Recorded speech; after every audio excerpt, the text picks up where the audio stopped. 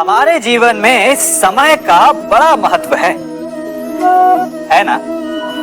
भोर होने पर जब पक्षी चहचहाते तब से लेकर संध्या होने तक और फिर से भोर होने तक हम सब क्या करते हैं? समय का अनुसरण ही तो करते हैं। कोई ये अनुसरण सूर्य घड़ी को देखकर करता है, कोई चंद्र घड़ी को देखकर करता है, तो कोई सूर्योदय के स्थान से लेकर सूर्यास्त के स्थान को देखकर करता है। परंतु इस चक्र को देखकर क्या हम उससे कुछ समझ पाते हैं? नहीं। जो ये देख सकता है वो जानता है कि समय किसी भी पर नहीं रुकता, वो एक क्षण के लिए नहीं ठहरता, वो निरंतर आगे बढ़ता रहता है। इसी कारण किसी भी घटना का प्रभाव समय पर नहीं पड़ता। जिस दिन आप रुकना छोड़ देंगे और निरंतर आगे बढ़ना सीख जाएंगे तो आपका जीवन, सफलता और भाग्य आपकी मुट्ठी में होगा। कई बार हम स्वयं को निराशा की सुरंग में पाते हैं, जहां बाहर जाने का मार्ग नहीं सूझता। मानो जैसे जीवन आनंद सब समाप्त हो जाएगा। परंतु ऐसी परिस्थिति में ठीक उस सुरंग की भांति इस निराशा को समाप्त करने वाला आशा का प्रकाश उसे ही मिलता है जो निरंतर आगे बढ़ता रहे। यदि आपके जीवन में कभी भी निराशा आए, कोई भी समस्या आए, तो उसका समाधान है निरंतर प्रयत्न करते रहना। प्रयत्न करते रहिए, आपको सफलता अवश्य मिलेगी। मैं आप सबको एक कथा सुनाता हूं। एक दिन प्रातः एक व्यापारी अपने घर से निकला। घर से निकलते ही एक बिल्ली ने उस व्यापारी का मार्ग काट दिया। व्यापारी घबरा गया, वो फिर से घर लौट गया और शुभ घड़ी की प्रतीक्षा करने लगा। और जब वो पुनः अपने घर से निकला तब वो वाहन जा चुका था जिससे राजा तक पहुंचकर उसे भेंट देनी थी। राजा को भेंट नहीं मिली।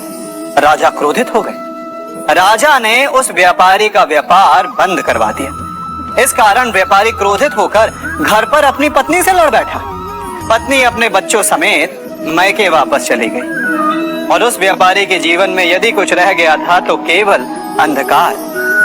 और इन सब का कारण वो उस बिल्ली को मानता रहा जिसने उसका मार्ग काटा था। ऐसा ही एक दूसरा व्यापारी राजा को भेंट देने निकला और उस व्यापारी का मार्ग भी एक बिल्ली ने काट दिया।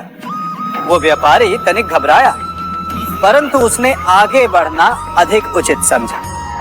राजा तक वो समय पर पहुंचा। उसने राजा को भेंट दी। राजा प्रसन्न हुए और राजा ने व्यापारी को अपना व्यापार बढ़ाने की अनुमति दी, स्वर्ण आभूषण दी। जब व्यापारी घर पर पहुंचा तो पत्नी को आभूषण और अपने बच्चों को देने के लिए वस्त्र थे उसके पास। हर ओर प्रसन्नता थी। समझ रहे हैं ना?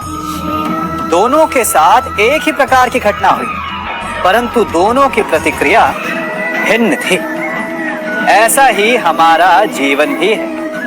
हमारे जीवन में प्रारब्ध का अपना स्थान है, परंतु उससे कई अधिक महत्वपूर्ण हमारी प्रतिक्रिया, हमारे सोच का प्रभाव है। क्योंकि यही हमारे जीवन को आकार देते हैं। इसलिए अपनी सोच को सकारात्मक रखिए।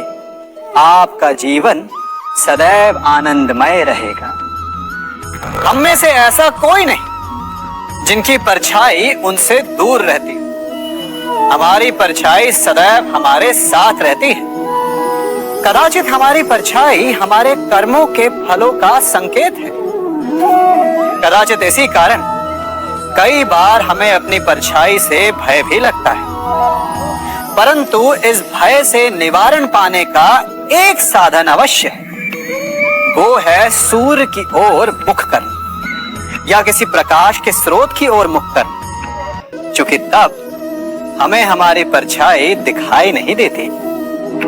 यदि इसे जीवन के संदर्भ में देखें तो ये प्रकाश का स्रोत शुभ कर्मों की चेतना है। यदि आपके मन में शुभ कर्म करने की इच्छा है तो आपको कभी भी अपने कर्मों के फल का भय नहीं होगा।